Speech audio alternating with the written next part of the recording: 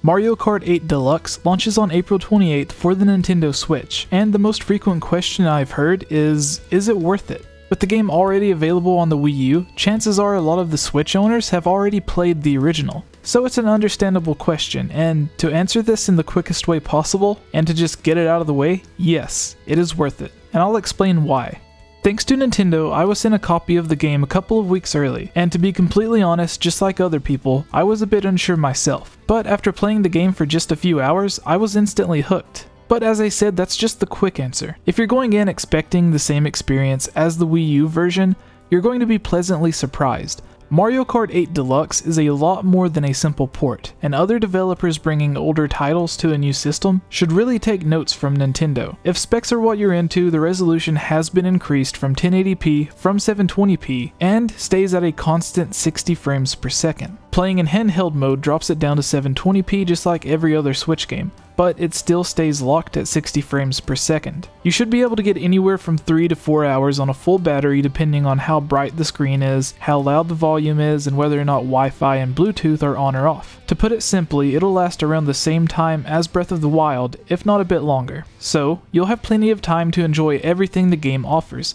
which is a lot. Not only does Mario Kart 8 Deluxe add all 32 original tracks, they give you the 16 DLC tracks that a lot of people missed out on as well. It features all 30 characters including the DLC characters, and 5 brand new to this game, such as Dry Bones, Inkling Boy, and Inkling Girl from Splatoon, and others that all have their own original karts as well. It honestly makes me think they should just retitle it Super Smash Bros. Kart instead of just Mario Kart. Bringing in characters from other great franchises like Zelda, Splatoon, and Animal Crossing makes me excited to see if the series will actually progress to that point. On top of all of this, it also adds a brand new battle mode, and in my opinion, it's one of, if not the best in the series. But we'll get more into that later. We aren't quite finished with all of the improvements and new additions to the regular races. One of the biggest changes they've added that you may not think about until you're actually playing the game is the second item slot. And at first I thought it was just cool that we were able to once again stock up on items, but you'll be surprised at how much it actually changes the game and makes it feel completely different. You'll even find yourself coming up with different strategies on which items to use and which to keep for later, especially with the return of the boost that will steal an item. They have also added in purple new sparks that will give you even more of a boost if you're able to drift long enough to activate them.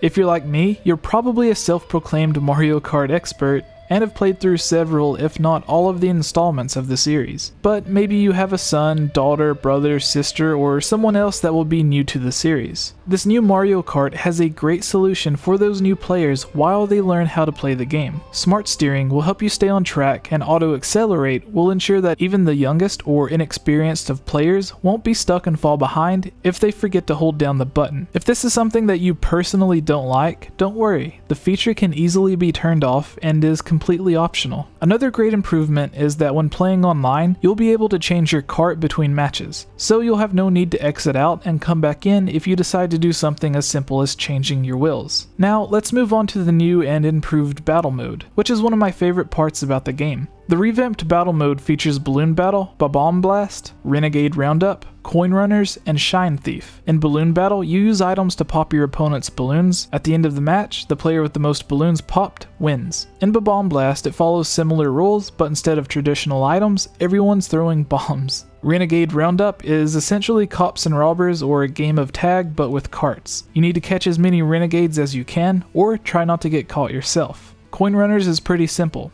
You just need to collect as many coins as possible without losing the ones that you already have. And finally in Shine Thief, you try to steal the star or the shine sprite and hold on to it for as long as you can, or up to 20 seconds. Normal races and battle mode can both be played with up to 8 players in local wireless or up to 12 players with LAN connectivity. Aside from the normal races and battles, you can also test your skills in online tournaments. Moving on to my overall thoughts. For me, Mario Kart 8 couldn't be coming at a better time. After putting countless hours into Breath of the Wild, I wanted another go-to game for my Switch, and Mario Kart 8 Deluxe was exactly what I needed. After each race, I kept telling myself just one more track, just one more race, and I found myself not wanting to put it down, and this was just me playing single player. The game became even more fun once I handed a Joy-Con to my little brother. The game plays perfectly on a single Joy-Con, though the straps do help if you have larger hands like I do, and going from single player to multiplayer is incredibly simple if you're like me and just have 2 Joy-Cons. The intensity grew even more when I tried out some of the online races or battle mode with my little brother, and I couldn't recommend Mario Kart 8 Deluxe for the Switch more. The game already perfectly captures what everyone loved about the original Wii U version. It adds in all of the DLC, which essentially gives you half of another game. But it doesn't just stop there. It gives you 5 completely new characters, which is great if you're a Splatoon fan. It adds in new items and abilities, it improves frame rate and resolution, adds in what is probably the best battle mode in the series, and on top of all of this, it can be taken on the go. So if you've already played the original Mario Kart 8, the deluxe version in my opinion isn't quite a brand new Mario Kart 9, but it's still more than a simple port of 8.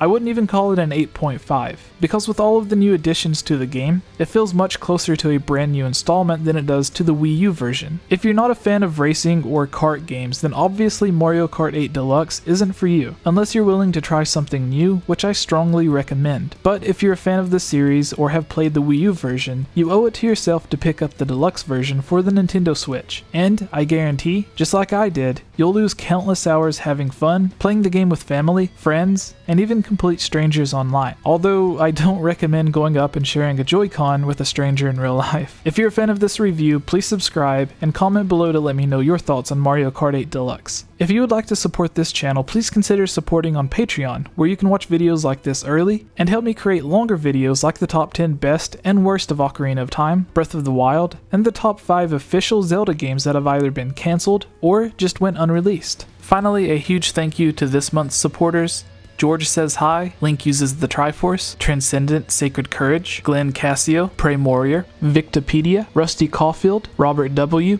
Amanda Pina, Lunarium, Chris Gasparin, Harris Priest, Lovable Christie, Key of Time 15, Jerome Measure, Daryl Quinnen, Furzin 16, Kadron, Magic Tech Review, and The Itch Network.